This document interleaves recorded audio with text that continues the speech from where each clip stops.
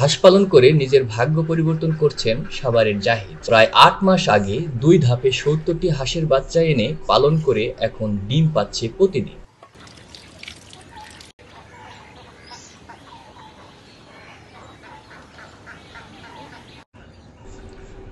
৮ মাস ও ৬ মাসের আগের বাচ্চা বড় করতে গিয়ে বিভিন্ন অসুখ-বিসুখে মারা গিয়েছে ১০টি। এখন ওই যুবকের মোট হাঁসের সংখ্যা ৬০টি।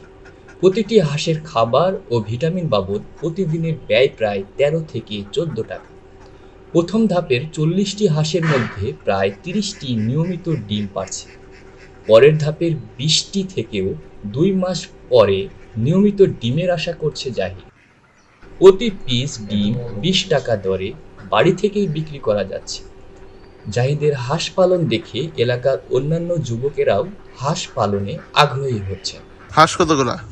হাঁস ৫০-৬০টা, ৬০টার মতো। ডিম পাড়ে কতগুলা? ডিম পারে ধরেন ৬০টার মধ্যে ছোট বড় মিলে ৩০টার মতো পারে।